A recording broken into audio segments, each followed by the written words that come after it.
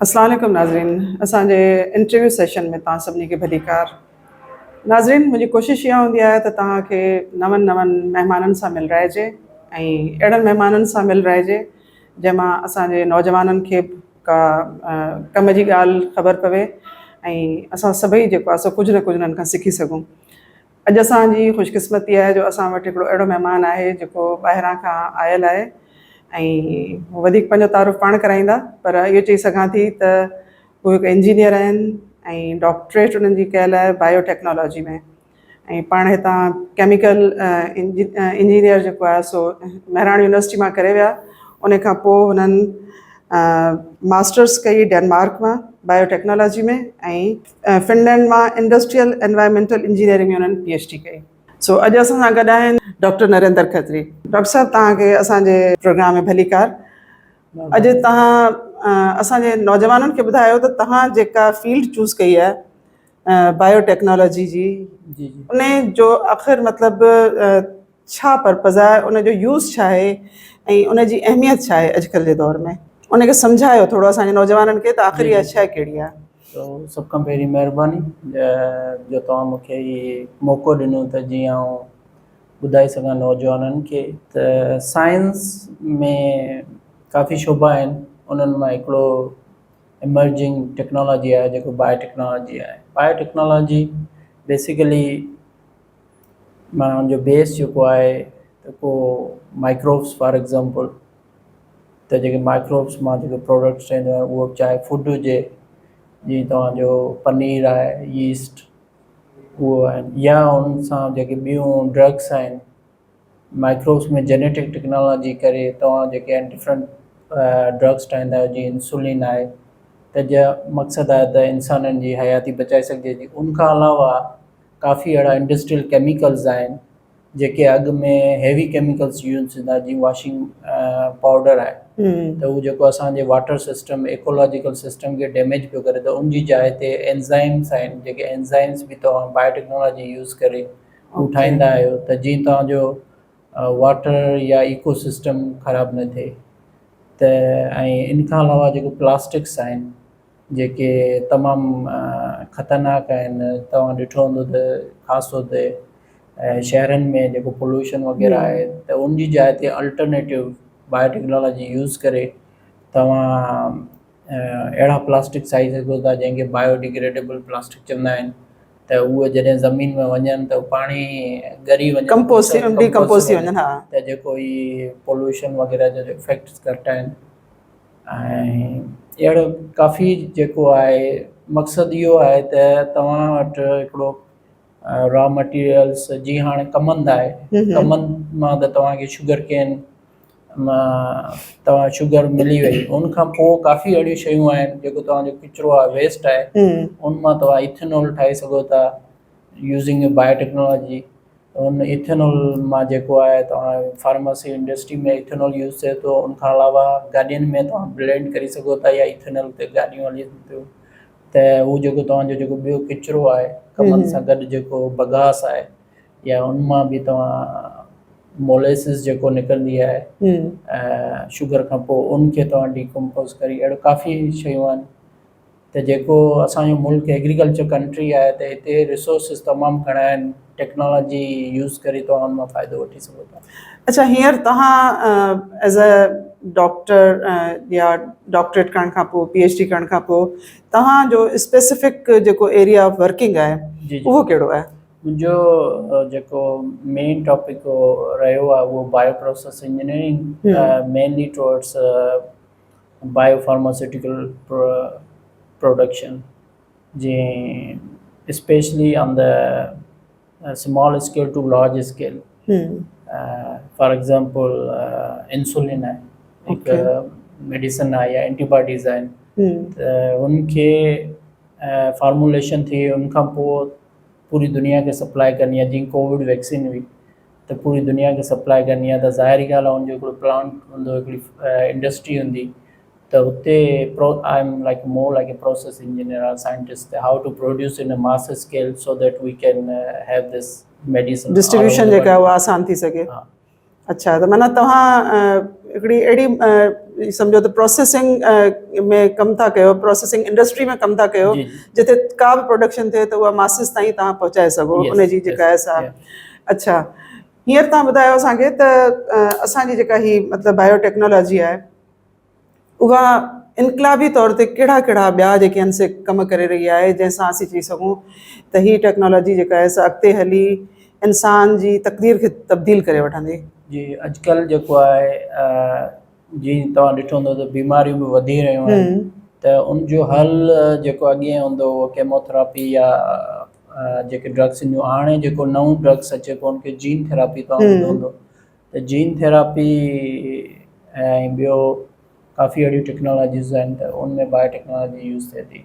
त उनमें छा आहे त स्पेसिफिक पेशेंट ते, हिकिड़े पेशेंट जे लाइ उहा ड्रग ठहंदी।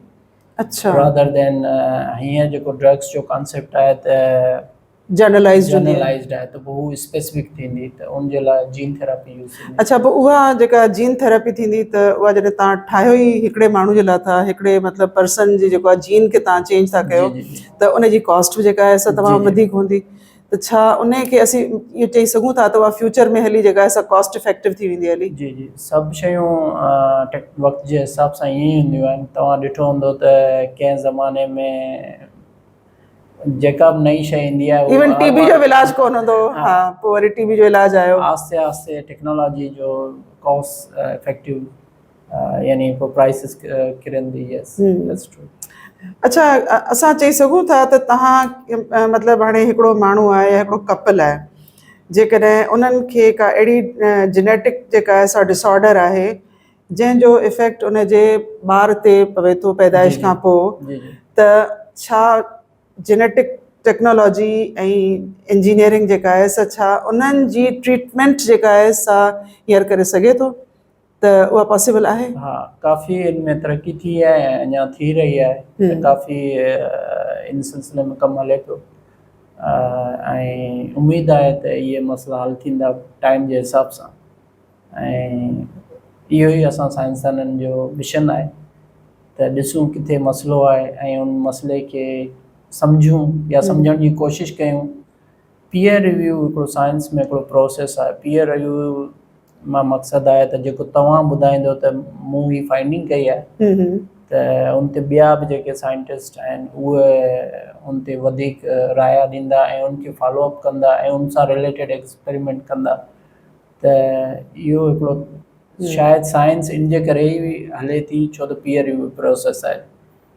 पाण वटि जीअं क्लासिकल हिकमत आहे, हिकमत जो फेल्योर जो मेन रीज़न इहो ई आहे त हिकिड़ो हकीम आहे त हुन वटि हिकिड़ो फार्मूलो आहे, उनखां पोइ हुनजो माना को वेरिफिकेशन न आहे त हीउ फार्मूलो थी सघे थो लॻंदो हुजे, बट उहो कीअं कमु करे थो, उनजी मैकेनिज़म छा आहे, उहो न हुअण जे करे उहो सक्सेसफुल न आहे।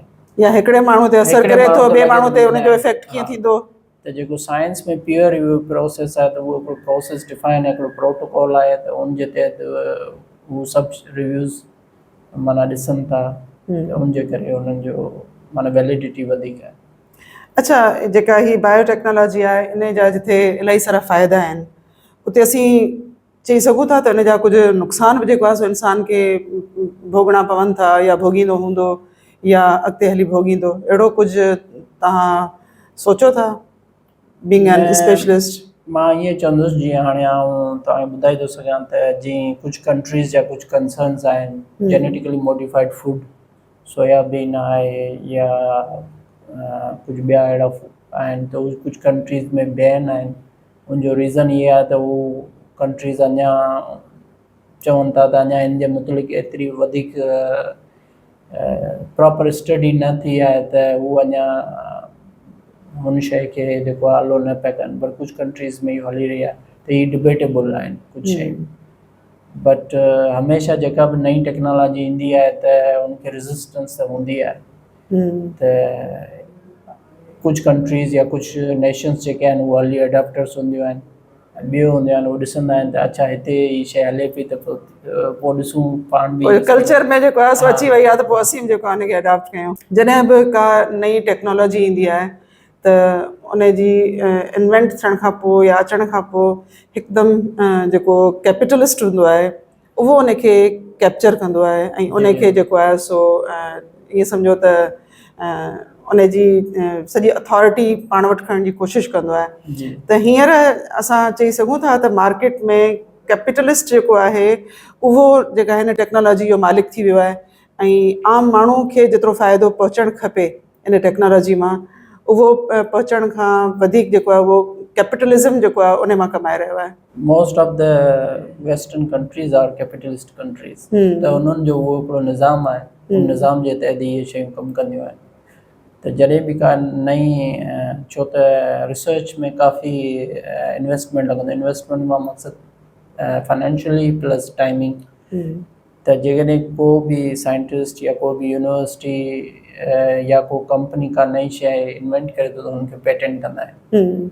पेटेंट खां पोइ जॾहिं उनजो एक्सप्लॉटेशन माना उनजो यूज़ कीअं थी सघे थो उन हिसाब सां उनजी क़दुरु थींदी आहे।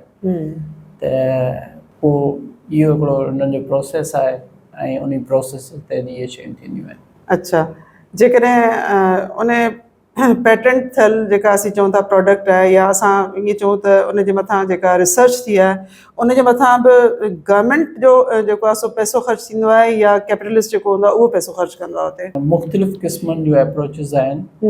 कुझु चैरिटीज़ आहिनि, कुझु गवर्नमेंट स्कॉलरशिप्स या फाउंडेशन्स आहिनि ऐं कुझु कंपनीज़ आहिनि रिसर्च जी। मुंहिंजी जेका रिसर्च हुई या इंडस्ट्रियल रिसर्च हुई तंहिंजे करे उनमें कंपनीज़ जो इंट्रस्ट हो, बट मूंखे एतिरी फ्रीडम हुई त आउं उनखे पब्लिश करे पियो सघियसि। तंहिं करे मूं पब्लिश कया उनखे, उन बेसिस ते मुंहिंजी डिग्री मिली।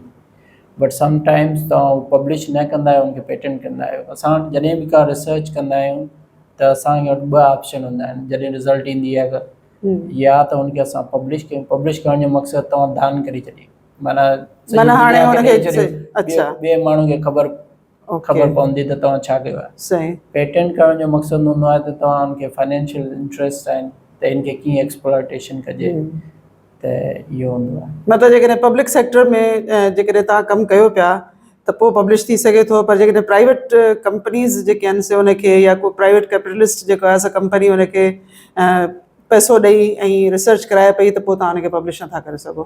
कुझु हद ताईं सही आहे, बट जहिड़ी तव्हां यूनिवर्सिटी जेके बि पब्लिक यूनिवर्सिटीज़ आहिनि पर उनमें डिपेंडिंग ऑन तव्हांजी कहिड़ी रिसर्च आहे उन हिसाब सां तव्हां पेटेंट कंदो या पब्लिश कंदो। जहिड़ी तव्हां पेटेंट कंदो त उन यूनिवर्सिटी जी प्रॉपर्टी हूंदी, माना यूनिवर्सिटी उनखे पेटेंट पई करे, त यूनिवर्सिटी कमाईंदी। अच्छा, मुस्तक़बिल में छा इहो पॉसिबल आहे त इंसान जो जेको DNA आहे उनखे बि चेंज कयो वञे इन टेक्नोलॉजी जे ज़रिए?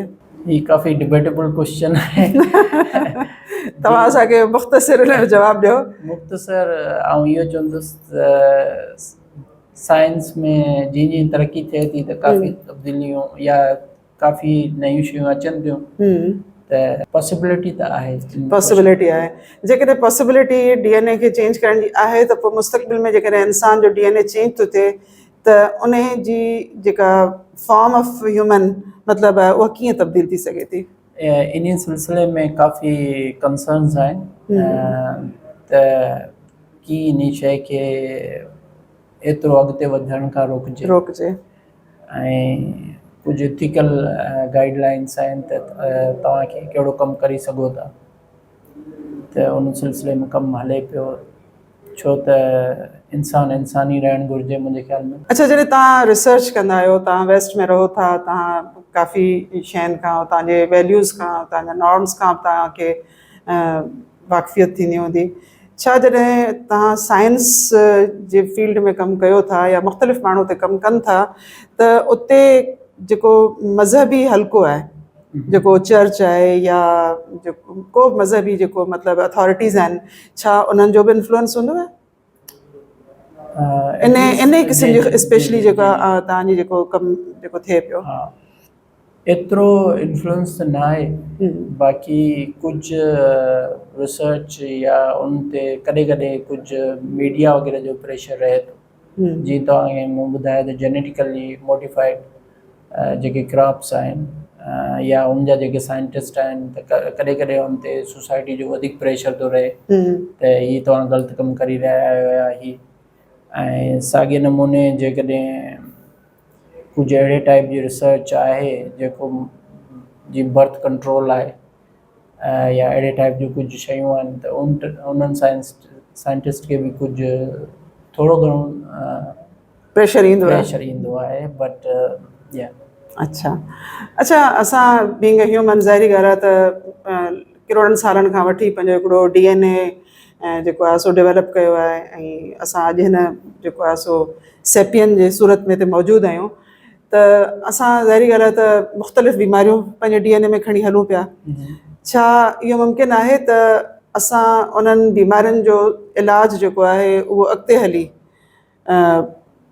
ज़ाहिरी ॻाल्हि आहे त जॾहिं तरक़ी थींदी इन टेक्नोलॉजीअ में त पोइ पाण पंहिंजी मशीनुनि जी मदद सां इंसानु जेको आहे उहो पाण पंहिंजो इलाजु करे सघे ऐं पंहिंजे जेको आहे सो जेनेटिक डिज़ीज़ खां जेको आहे छुटकारो हासिलु करे सघे। टेक्नोलॉजी जे हिसाब सां काफ़ी डेवलपमेंट इन सिलसिले में थी चुकियो आहिनि। फॉर एग्ज़ाम्पल अॼुकल्ह जीअं अॻे तव्हां ॿुधंदो त माण्हू पंहिंजी जनम पत्री रखंदो, एस्ट्रोलॉजिस्ट तव्हांखे ॿुधाईंदा हुआ तव्हांजा कहिड़ा हारोस्कोप आहिनि। अॼुकल्ह माण्हू पंहिंजो जीन प्रोफाइल रखे थो त मुंहिंजे अंदरि कहिड़ी बीमारियूं जेके लिखियल आहिनि इहो ऑलरेडी एग्ज़िस्टिंग आहे।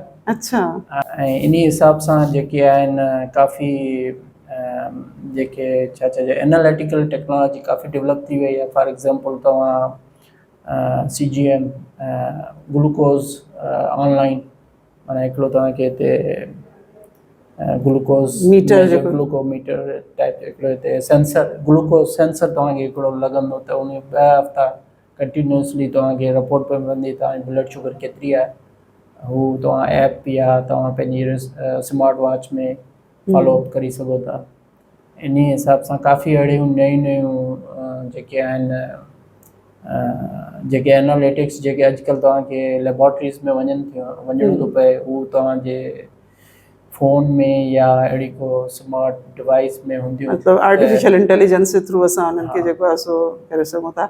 अच्छा मुस्तक़बिल में तव्हां जॾहिं इन फील्ड में कमु कयो पिया त तव्हां फोर्स ई करे सघो था त फ्यूचर में हिकिड़ो डॉक्टर पंहिंजी क्लिनिक में केतिरो इरेलेवेंट थी वेंदो हेॾो?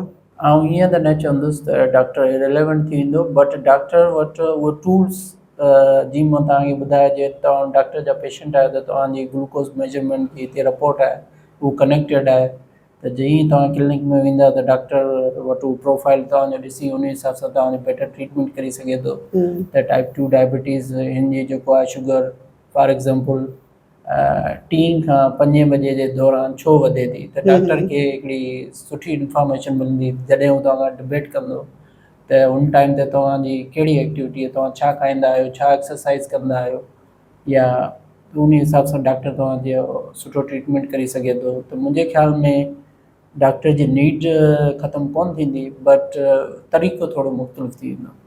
अच्छा ऐं सम्झां थी त डॉक्टरनि जे लाइ ॾाढी हिकिड़ी वॾी फैसिलिटी जेका आहे सा उहा पैदा थियण वारी आहे ऐं शायदि हींअर बि जनरेट थिए पई। हिकिड़ो मुंहिंजो तमामु इम्पोर्टेंट क्वेश्चन ऐं स्पेशली ख़वातीन जे लाइ जेको आहे सो इलाही अहम आहे त इहा टेक्नोलॉजी असांजी जेका ओल्ड एज आहे उन खे कीअं कंट्रोल करे सघे थी। असांखे मतिलबु जेको ज़ाहिरी ॻाल्हि आहे त असांजो हिकिड़ो ओल्ड एज जो प्रोसेस आहे उहो हिकिड़ो नेचुरल प्रोसेस आहे जहिड़ी असांजी लाइफ स्टाइल हूंदी आहे उन जे हिसाब सां असीं जेको आहे सो डीजनरेट थींदा पिया आहियूं। त असांजो जेका टेक्नोलॉजी आहे छा उन में अॻिते हली कुझु अहिड़ियूं शयूं अचण वारियूं आहिनि जंहिंसां असां पंहिंजा जेके आहिनि से पंहिंजी एज खे कंट्रोल करे सघूं या एजिंग खे एज कंट्रोल नथी थी सघे एजिंग कंट्रोल करे सघूं, असां पंहिंजा रिंकल्स कंट्रोल करे सघूं, असां पंहिंजी जेको आहे सो वारनि खे अछो थियण खां रोके सघूं, असां पंहिंजे मतिलबु ख़ूबसूरती खे जेको आहे सो मेंटेन करे सघूं। इहे सभु शयूं जेके आहिनि से हींअर मौजूदु आहिनि कंहिं हद ताईं पर जेनेटिकली असां छा या DNA में अहिड़ियूं कयूं शयूं शामिलु करे मतिलबु अॻियां इहा टेक्नोलॉजी जे ज़रिए पॉसिबल आहे? मां हुन साइड ते कमु न पियो कयां तंहिं करे आउं त वधीक नथो ॻाल्हाए सघां बट यकीनन काफ़ी डेवलपमेंट थिए पई उन साइड ते बि ऐं उमेद आहे त कुझु सुठो ई थींदो। अच्छा माना कुझु सुठो थींदो पर उहो कॉस्टली हूंदो। जी मां तव्हांखे ॿुधायो जेका बि टेक्नोलॉजी ईंदी आहे शुरू में कॉस्टली हूंदी आहे उन खां पोइ यूज़र्स जी क्वांटिटी वधण सां ऐं जेको टाइम पीरियड जी टेक्नोलॉजी आम थींदी थी उनजी कॉस्ट डाउन थींदी। अच्छा, कैंसर डिज़ीज़ में जेको आहे सो आर्टिफिशियल इंटेलिजेंस कहिड़ो कमु पई करे जेको कैंसर ट्रीटमेंट में असां चई सघूं त असांखे इलाही मतिलबु मददगार साबित थींदो हुजे? त छा आहे त हाणे जेको डेटा आहे त छा कारण आहिनि या जेके बि आर्टिफिशियल इंटेलिजेंस जो सिर्फ़ु मेन रोल इहो ई आहे त डेटा एनालिसिस। ओके, त तव्हां जॾहिं 60,000 पेशेंट्स जो हिकिड़ो डेटाबेस आहे या त हुननि जा इहे रीज़न्स हुआ या इहे एज हुई उन टाइम ते इहे थींदो हुनखे, उन मां तव्हां काफ़ी लर्न करे सघो था उन डेटाबेस खे यूज़ करे। त उन बेसिस ते तव्हां एनालाइज़ करे त based on this there are chances that this disease is going to occur. त उनखे मतिलबु असां जेको कैंसर थियण जा जेके रीज़न्स आहिनि उन्हनि खे डायग्नोस करे सघूं था, पर उनजे रोकण जे लाइ जेको आहे सो इहा टेक्नोलॉजी असांखे कीअं कमु करे सघे थी? इहो त तव्हां जेका ॿुधाई ॻाल्हि डेटा बेस मां त असीं तशख़ीस जेको आहे सो करे सघूं था त रीज़न्स कहिड़ा हुआ ऐं इहो बीमारी हिन माण्हू खे छो थी, ठीकु आहे न? पर अॻियां हली जेकॾहिं आउं चाहियां त उहो हिकिड़ो ईअं चइजे त अनयूजुअल ग्रोथ हूंदी आहे तव्हांजे सेल जी या तव्हांजे ब्लड सेल जी, त तव्हां कंहिं बि बॉडी जो जेको तव्हांजो सेल आहे त उनखे अॻियां हली तव्हांजी इहा जेका टेक्नोलॉजी आहे उहा कीअं रोके सघे थी? उनजे लाइ जेको आहे ट्रीटमेंट साइड ते काफ़ी ऑप्शन्स हलनि पिया त कीअं कहिड़े टाइप जो कैंसर आहे। Cancer actually biotechnology human biotechnology जो जेको आहे अधु खां वधीक रिसर्च, बल्कि आउं चवंदुसि 70% रिसर्च ई कैंसर ते थिए थी, छो त इहो वॾो ख़तरनाक बीमारी आहे इंसान खे, तंहिं करे इन ते ई सभ खां वधीक रिसर्च थिए थी त हू कहिड़े पार्ट ते थिए थो या छो थिए थो, उनखे डिफरेंट अप्रोचिस आहिनि। अच्छा, हाणे मुंहिंजो लास्ट क्वेश्चन तव्हां खां इहो आहे त असांजो जेको नौजवान हींअर तव्हांजो प्रोग्राम ॾिसे पियो त उन्हनि खे असां कीअं ॿुधायूं त हिकिड़ी तव्हांजे लाइ नओं मतिलबु ईअं सम्झो त गेटवे आहे कि तव्हां हिते वञी पंहिंजो फ्यूचर जेको आहे उहो करियर ठाहे सघो था ऐं हिन पासे जेकॾहिं अचनि त कहिड़ा कहिड़ा जेके आहिनि से एवेन्यूज़ उन्हनि जे लाइ खुलियल हूंदा? सिर्फ़ु को हिकिड़ो रस्तो त कोन हूंदो न, हुन में ज़ाहिरी ॻाल्हि आहे त बायोटेक्नोलॉजी या बायो इंजीनियरिंग जेका आहे उनजी इलाही वास्ट फील्ड हूंदी, उनजा डिफरेंट एवेन्यूज़ हूंदा, त हू पंहिंजे इंट्रस्ट जे हिसाब सां किथां किथां वञी सघनि था ऐं कीअं मतिलबु जेको आहे स्टार्ट किथां खां कनि? जेकॾहिं हिकिड़ो इंटर जो स्टूडेंट आहे जेको हाणे वञे थो यूनिवर्सिटी में थो वञे त उहो कीअं पंहिंजो सफ़र जेको आहे उन पासे करे? जेकॾहिं इंटरमीडिएट जो हिकिड़ो स्टूडेंट आहे त बैचलर लेवल ते अॼुकल्ह यूनिवर्सिटीज़ में बायोटेक्नोलॉजी प्रोग्राम आहे, उनमें वञी सघे थो। उनखां अलावा जेकॾहिं तव्हांखे बैचलर में बायोटेक्नोलॉजी में एडमिशन नथी मिले त तव्हां जंहिं सब्जेक्ट में केमिस्ट्री या केमिकल इंजीनियरिंग या कंहिं साइंस में तव्हां सब्जेक्ट में कयो था त तव्हां वरी मास्टर्स में बायोटेक्नोलॉजी में वञी सघो था। फॉर एग्ज़ाम्पल तव्हां एग्रीकल्चर यूनिवर्सिटी या एग्रीकल्चर शोबे में कई आहे त तव्हां मास्टर्स वरी बायोटेक्नोलॉजी में करे सघो था। मूंखे पाकिस्तान जे मुतलिक़ एतिरी वधीक ख़बर न आहे त यूनिवर्सिटियुनि जी छा रिक्वायरमेंट आहे, बट आउं एतिरो ज़रूरु चई सघां थो त जेकॾहिं तव्हांजो शौक़ु आहे त ज़रूरु तव्हां सिखी सघो था। मेन शइ आउं एतिरो चवंदुसि त इन फील्ड में उहो ई माण्हू अचे जंहिंखे क्यूरियोसिटी हुजे, छो त रिसर्च हिकिड़ो आसान कमु न आहे। उनमें तव्हां काफ़ी टाइम लॻाईंदो, उनखां पोइ ई कॾहिं रिज़ल्ट ईंदो त पेशेंस तमामु ज़रूरी आहे त तव्हां में पेशेंस हुअणु घुरिजे। तव्हां जेको एक्सपेरिमेंट कंदव 99% सां फेल थींदव। फेल मां मक़सदु हीअ आहे त उहा हिकिड़ी लर्निंग हूंदी आहे त तव्हां हीअ कयो, हुन मां हीअ तव्हांखे ख़बर पई त उनखां पोइ नेक्स्ट स्टेप कंदो ऐं शायदि तव्हां दुनिया में पहिरियों माण्हू या औरत हूंदा जंहिं इहो कयो हूंदो, त इहो हिकिड़ो वॾे गर्व जी ॻाल्हि आहे त तव्हांखे चांस मिलियो आहे त तव्हां कयो ऐं उहो ई माण्हू इन फील्ड में अचे जंहिंखे इन शइ जो शौक़ु हुजे।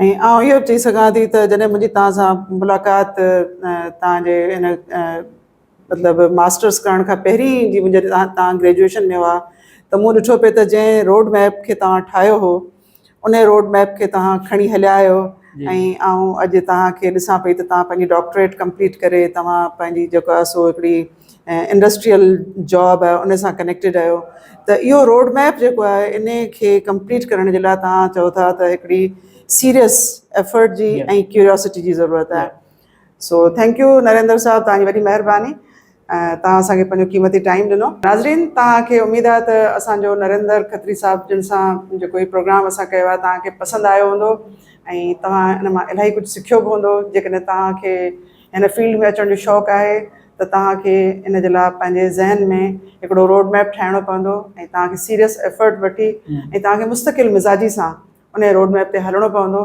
जॾहिं तव्हां उन ते हलंदा त तव्हां यकीनन इन फील्ड में वञी तव्हां कामयाबी बि हासिलु कंदा ऐं तव्हां तमामु घणो पैसो बि कमाए सघंदा उमेदु आहे तव्हां असांजो चैनल सब्सक्राइब कयो हूंदो जेकॾहिं अञा ताईं तव्हां असांजो चैनल सब्सक्राइब न कयो आहे त सब्सक्राइब ज़रूरु कंदा ऐं जेकॾहिं तव्हांखे प्रोग्राम पसंदि अचे त कमेंट ज़रूरु कंदा अला वाहे